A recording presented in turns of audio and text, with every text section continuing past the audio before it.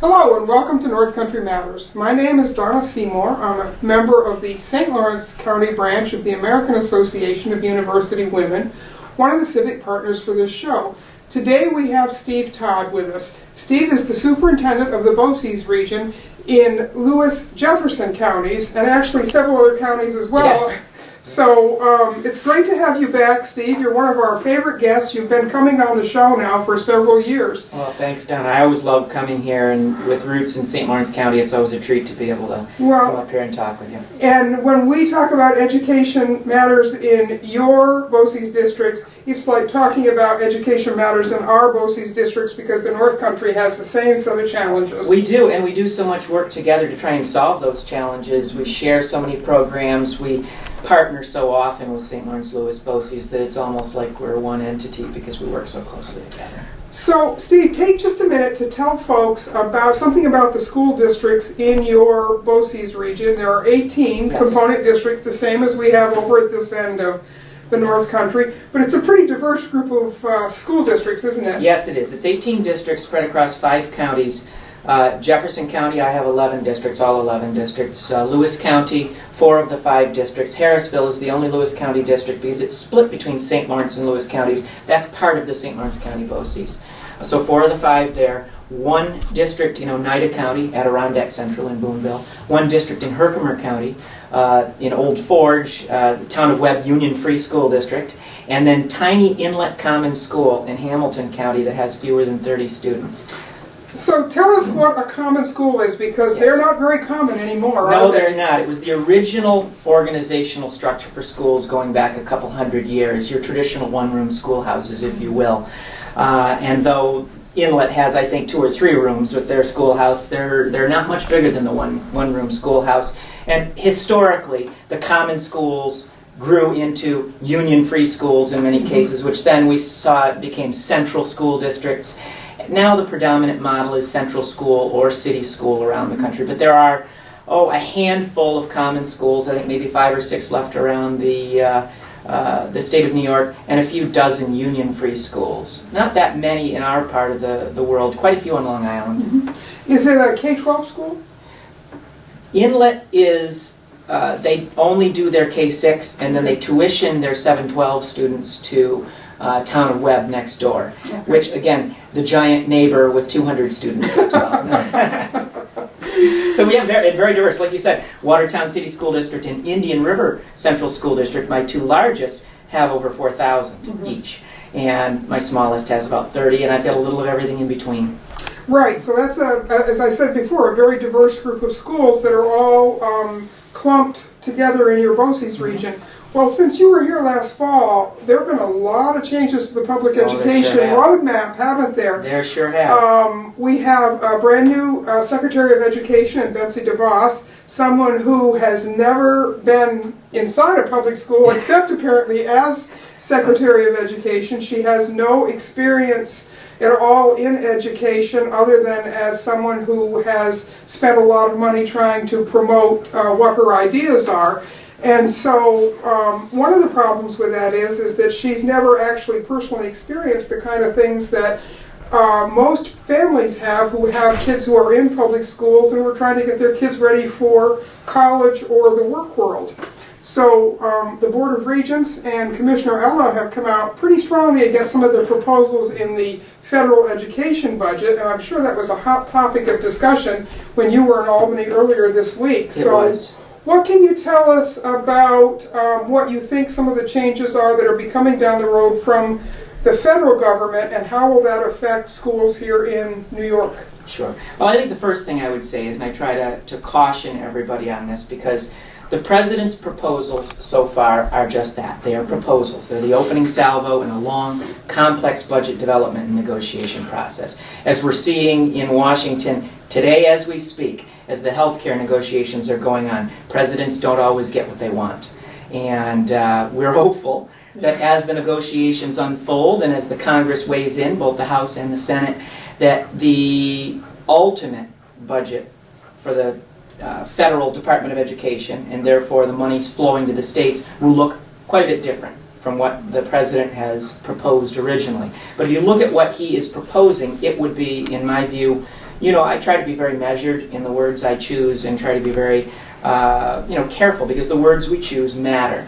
But I do not believe it is an understatement to say that if the president's vision for education prevails, it would be devastating to North Country schools.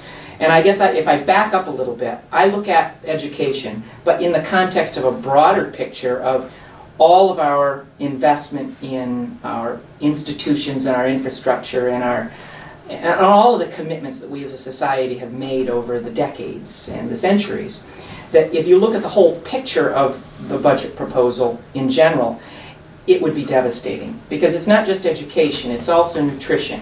It's also our commitment to the elderly. It's our commitment to public institutions like the Corporation for Public Broadcasting, PBS, and North Country Public Radio, well, National Public Radio, Right. which North Country Public Radio is an important part for us. All of those pieces of the puzzle come together, and my fear, and again, I try to be very measured in my language and I choose words carefully, but I fear that the vision we've looked at in the proposal is one that puts our most vulnerable people and institutions at great risk. And in the education side of that, we see that. It comes down to monies for after-school programming, which would, if taken away, would harm our most vulnerable kids and families. We talk about monies for nutrition. Well, I mean, I don't think you have to think very long and hard to see the negative impact that would have on kids if they're not able to get the kind of nutritional support that many of our kids need. It's everything from the WIC program, which is Women and Children and Infants, all the way to Meals on Wheels for our That's right. seniors. And That's right. so many people in the North Country fall into that vulnerable population That's right. all across the age spectrum. That's So I hear what you're saying, and certainly the healthcare debate that is going on right now, the healthcare money in the economy affects 1 in 5 dollars. So even that is until we see how that's going to play out, that's just going to have a huge impact that's going to reverberate all across our economy and across our society. It will, but I think as I had mentioned, I'm hopeful. I'm a great believer in the democratic process, and we are going to advocate very assertively with our representatives in the House and the Senate, who so far have voiced very strong opposition to the president's proposals. So I think at the end of the day, things are going to look a lot better than the opening proposal, but we are all very concerned at this Yes. point. Well, and one of the things that we know is that the president proposes, the Congress disposes, Yes. and as we've learned in the last couple of months, people raising their voices and getting out in the streets and marching are having a big impact on this. So if we see the same kind of support for education that we've seen for healthcare, education could come out of this pretty well, couldn't it? We hope so, and in some ways it may galvanize people's thinking about their commitment to these critical institutions. I don't think, again, it's an overstatement to say that our public educational system is the cornerstone of our democracy. It always has been. So, Steve, when you came back to us last fall, you started a little bit to tell us about this very exciting solar array project that your BOCES is sort of the supervising agency for several counties here in the North Country. So what's the latest on that project? You were about to break ground Yes. and start putting up solar projects. What's going on? Yeah, so in terms of the physical side of it there, for the first array of what looks like will probably be about 12 arrays, the one that's on our campus, ground was broken in the fall, and that 12.5-acre parcel of land, the site work has been done, and they're ready to put the arrays up here in the spring. As soon When as the snow spring is gets here. Exactly. As soon as the snow is gone, they're ready to go. And that'll be the first 12.5 acres of what ultimately will be between 150 and 200 acres of panels. Since we spoke last, each of the school districts and municipalities, towns, villages, counties, Jefferson Community College, City of Ogdensburg, a variety of municipalities and districts which were part of the conversation along the way. At one point we had as many as 50 municipalities that were considering the option, have had to make a decision and decide whether they were going to sign on the dotted line and become part of a 20-year commitment to this. And at the end of the day, 28 have. So we know now exactly how big the consortium is. It's 28 municipalities. It's huge. It's still going to be the biggest solar project in the state of New York when it's finished. And so site by site, over the next few years, those arrays will be built, and the entire consortium of 28 partners will benefit from all of those arrays. So even though there's one array being built on the Jefferson-Lewis campus in Watertown, the benefits of that, the credits that are being derived from the energy that's being produced and then pushed back out to the grid from there, the benefits are being derived and enjoyed equally by all the partners. So once this is built out to scale, and all the 150 to 200 acres of panels are built, and the maximum amount of credits that this vision is designed to produce are out there, then we're going to start to see all of these partners saving a considerable amount of money. That's such an exciting project, especially now when it's we're just starting to get into the months when the sun's going to start shining again after the great winter. Now, one of the things that we had talked about was that your students in some of the BOCES programs were actually going to get hands-on in terms of developing the site and the groundwork and all that. So they got a chance to drive some of the big equipment and start doing all that. The heavy equipment kids got some opportunities there. The electrical kids got some opportunities there. And anywhere along the way that we see opportunities to get our kids involved, and our developer is committed to that as well, we're going to involve the kids. Because alternative energy is a growing field, so that is the sort of hands-on experience that's going to help these young people as they go out into the work world. That's right. And this consortium of 28 partners is not exclusively committed to solar. It just happens to be solar that they've chosen for now. But it's called the Tri-County Energy Consortium. They're going to continue over time to explore all types of energy options, and renewable energy being, of course, the most attractive options, but they will pursue any and all options that make the most sense. Oh, that's great. Last week we had Bob Gorman, who is the executive director of the United Way, in northern New York. He was in the studio, and he was talking to us about a $1 million anti-poverty grant that the state of New York gave the city of Watertown, and he was telling us that there's a number of task forces that have been developed to work on anti-poverty issues, and one of them is around education, and you're on that task force. So give us a little hint about the kind of work you're doing and what you think might come out of it. Sure. Well, first I'm honored to have been asked to be a part of this conversation because, Bob Gorman and the United Way is overseeing the project, and Peter Schmidt, who just recently retired as the executive director of the Family YMCA in Watertown, is the point man who is heading up and facilitating all of these conversations. There's an overall task force that's overseeing the entire project, and I'm honored to be on that. And then it's split into various themes, such as transportation, education, and other areas. It's all built upon the presumption that to get to meaningful progress is going to require that you have stakeholders who understand the problem. And some of those are folks who are part of the institutions that try to solve the problem, like myself.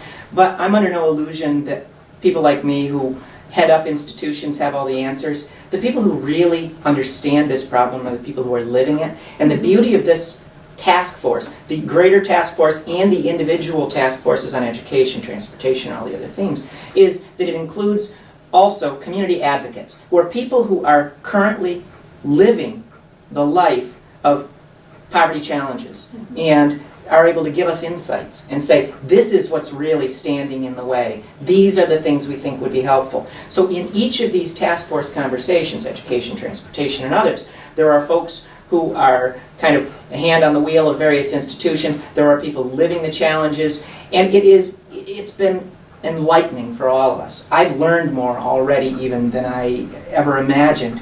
And on the education front, what we're really looking for is ways that we can create a sustainable solution. $1 million sounds like a lot of money. It's not going to go all that far to, you can't just throw it at one problem or two problems and say, there, we fixed it.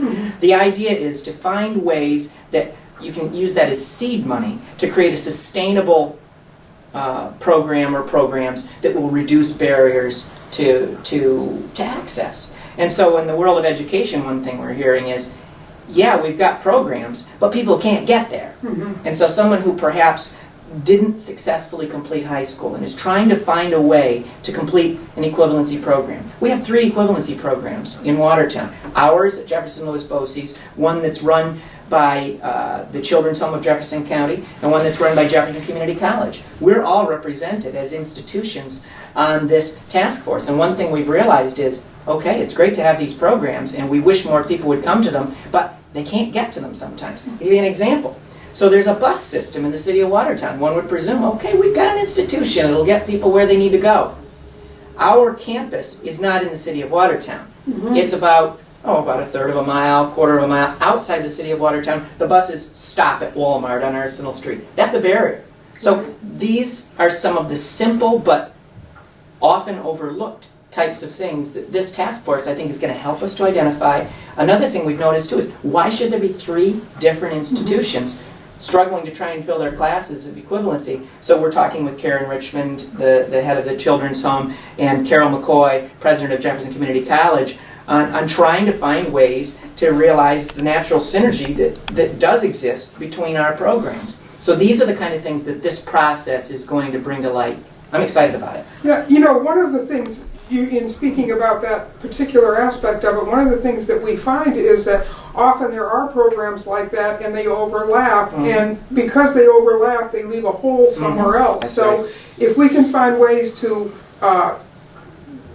kind of lighten up the safety net in one area where it's pretty thick and spread that over to where it's a little bit looser, it's a better use of resources, That's isn't right. it? And the transportation issue, that is probably the critical issue in the North Country. It is. Transportation, and trying to get people to where services are when they don't have a way to get there. It's something that we've talked about in education, is that the best transportation system in the North Country is the public school transportation. That's right. Because they know where everybody lives in the district and they have a way to get there, but we can't seem to translate that to all of the other ways that people need to get transportation, can we? But we've got a system that works, but it doesn't go far enough or wide enough. That's right.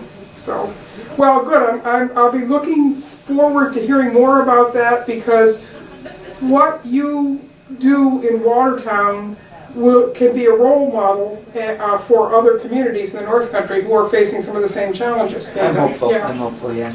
So, Steve, one of the things that happens in the spring, of course, and we're right in the last apparently 2 weeks or so of that, is the state budget cycle. Yes. Nothing is more important to educators than waiting to find out what kind of money is available in the state budget to educators. Do you have any sense of where education funding is heading right now, or is it a big mystery we won't know until the budget comes out? Well, there's always a degree of mystery there, but I think the hints are on the horizon and help us to guess where it might go. So much like at the federal level, there are multiple parties in this negotiation. We know in New York, it used to be called the 3 men in a room. Now it's 4 men in a room because of the Democratic Independent Caucus, with 4 folks being part of the process. We know that the governor issued his proposal, so we're familiar with his numbers there, and I can speak about that in a moment. We also know that if there's to be an on-time budget, April 1, and that's the big question. A couple of weeks ago, even a couple months ago, there was strong speculation that it might be a late budget for the first time in several years. From our most recent conversations in Albany earlier this week, it sounds like the conventional wisdom is it will likely be on time, that it will not be a late budget. So if that's the case, then we're going to need to see, and both the Assembly and the Senate have their one House budget proposals out, we're going to need to see bills printed probably about a week from now, so that they can vote on time to have an April 1 budget. So we're coming down to the wire here. The negotiations, so far I'm not hearing as much leaking out of the negotiations as we have the last few years. So it's hard to say exactly how those are going. But we do know what the issues they probably are grappling with are. The governor came forward with a proposal that would bring, he said, $420 million new dollars to the foundation aid, which is the big pot of money that's distributed in a presumably progressive fashion among the districts around the state. In reality, I like to say it's really more like $380 million in new money, because $50 million or so of that is locked up in a categorical type of aid called community schools, which is a worthy pursuit, but it's limited, and districts' ability to use that money is fairly prescribed. So what really is the new money that districts can use to fund their programs is $380 million under the governor's proposal.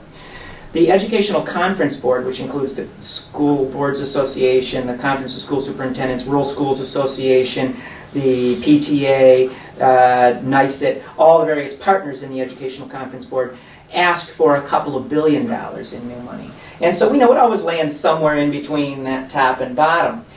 In their one-house budget proposals, the Senate came forward with a proposal that would bring $906 million in new money, a little more than twice what the governor proposed into the foundation aid. The Assembly, which traditionally asks for more than the Senate, came forward with an ask of $1.4 billion in new money.